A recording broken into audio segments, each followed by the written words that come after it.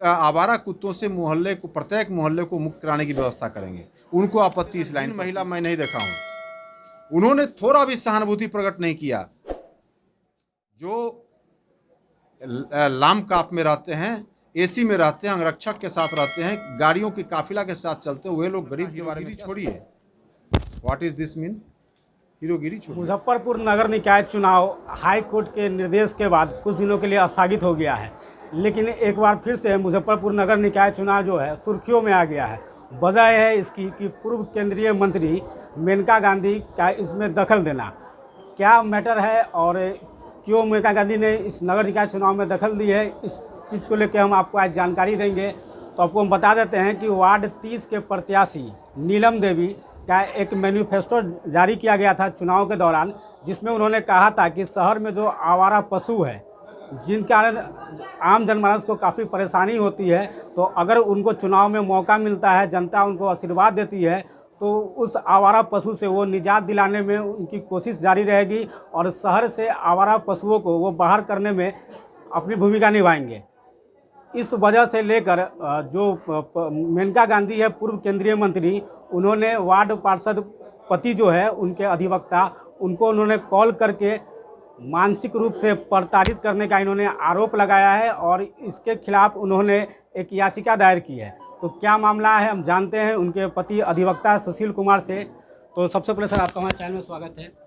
आपको भी बहुत बहुत आभार आपका कि आपने मुझे समय दिया। सर क्या मामला है ये जो मेनका गांधी से अभी चल रहा है कि आपको उन्होंने कॉल किया था? देखिए, हमारे शहर के लोग, जिसमें अधिकतर गरीब तबके के लोग हैं, जिन्हें रात्रि में और ऑफ टाइम में कहीं पैदल जाना पड़ता है, वैसे लोग आवारा कुत्ते और आवारा पशुओं से शिकार हो रहे हैं अधिकतर, और उनका सुधि लेने वाला कोई नहीं है। जो लोग बॉडीगार्ड के साथ हैं, जो लोग एसी में बैठे हुए हैं, जो 4 चक्का से जा रहे हैं, उनको कहाँ कोई फिक्र है। जो साइकिल से चलने वाला है, जो पैदल चलने वाला है, जो मोटरसाइकिल से अधिक चलने वाला है, वैसे लोग इन आवारा पशुओं और आवारा कुत्तों के शिकार होते हैं। तो हम उन लोगों के बारे में सोचते हैं जो जिनके बारे में कोई नहीं सोचता है। और यहाँ कई घटनाएं घट चुकी है। आपको 2019 में 3 अगस्त 2019 में मझौलिया रोड में एक पुष्पा देवी जो अपनी बच्ची को स्कूल छोड़ने जा रही थी, तो वो जो है सांड के हमले में उसकी जान चली गई। दूसरा भी रिसेंट में 1 माह पहले हुआ है भीसी लेन मिठनपुरा में 3 वर्ष की बच्ची जो है बिल्कुल साधारण गरीब परिवार की थी। वो जो है बिस्कुट खरीदने जा रही थी और आवारा कुत्तों ने उसको नोच डाला, उसकी मृत्यु हो गई। तो कहने का मतलब है इन सब के बावजूद भी, और मैंने 2019 में भी नगर विकास विभाग के पदाधिकारी, नगर आयुक्त के खिलाफ मुकदमा दर्ज कराया था, मैंने लेटर भी दिया था, लेकिन आज तक न तो आवारा पशुओं को पकड़ने और न ही आवारा कुत्तों को पकड़ने या उसको कोई भी जो अभियान उसके खिलाफ चलाने का कोई नहीं चलाया गया है यहाँ पर नगर निगम द्वारा। सर सबसे पहले सर जनता को बताएंगे कि आपने जो मैनिफेस्टो जारी किया था नगर निकाय चुनाव के दौरान, उसमें क्या घोषणा था जिसको लेकर इतना विवाद बढ़ गया? देखिए, मैनिफेस्टो में मैंने लिखा था कि प्रत्येक मोहल्लों को आवारा कुत्तों से निजात दिलाने की व्यवस्था जन सहयोग से करेंगे, मैंने ये लाइन लिखा था। और मेनका गांधी को सिर्फ इसी लाइन पर आपत्ति थी। सर उसमें भी चर्चा आ रही थी कि आपने कहा था कि शायद आवारा पशुओं को हम शहर से बाहर फेंकवा देंगे, या ऐसा कुछ? ऐसा लाइन नहीं लिखा था। मैंने लाइन लिखा था कि निजात दिलाने की व्यवस्था करेंगे, मुक्त कराने की व्यवस्था करेंगे। तो मुक्त कराने की व्यवस्था करेंगे तो लीगल तरीके से करेंगे ना भाई, उसकी मैं हत्या थोड़ी ही करने जा रहा हूँ। और आप ये बताएं कि अभी जो दक्षिण अफ्रीका से जो चीता लाया गया है माननीय प्रधानमंत्री जी द्वारा, तो उस जंगल में चीता को छोड़ने के पहले कितने चीतल को वहाँ पहले छोड़ा गया है, तब चीता को वहाँ छोड़ा गया है। तो वो भी तो उसमें कहने को कोई बोल रहा है, मेनका गांधी जी काहे नहीं बोल रही हैं? बोले हैं, हिम्मत तो बोले हैं।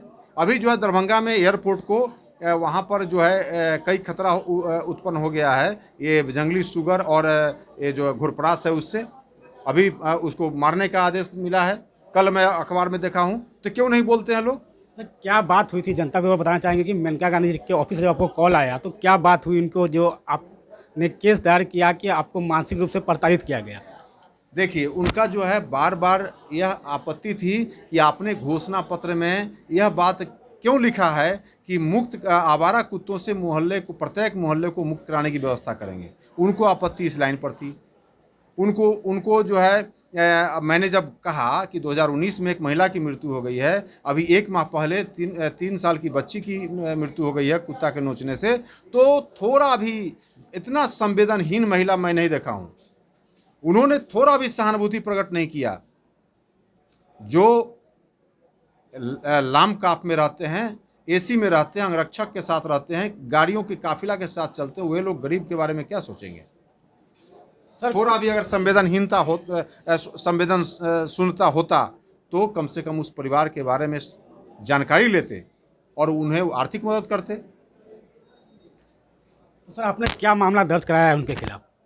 उसके बाद उन्होंने मानसिक रूप से प्रताड़ित किया कि आप झूठ बोल रहे हैं, ऐसी कोई घटना नहीं घटी है। क्या केस लिखा दूं, शिकायत करूं? आपकी पत्नी चुनाव लड़ेगी या मुकदमा झेलेगी? इतना ही नहीं, उन्होंने कहा हीरोगिरी छोड़िए। What is this mean? हीरोगिरी छोड़िए। आपने, मैं परिचय पहले मैं दे दिया था कि मैं पेशे से एडवोकेट हूँ। आप जान रहे हैं कि एक एडवोकेट से बात करें तो आप कह रहे हीरोगिरी छोड़िए। यह बात से मैं काफ़ी प्रताड़ित हुआ हूँ। मैं इसलिए मानहानि का और मानसिक रूप से प्रताड़ित करने का मैंने मुकदमा दर्ज कराया है। सर, पहली बार कुछ दिनों पहले बिहार में एक बाघ को मार दिया गया क्योंकि वो आदमखोर हो गया था।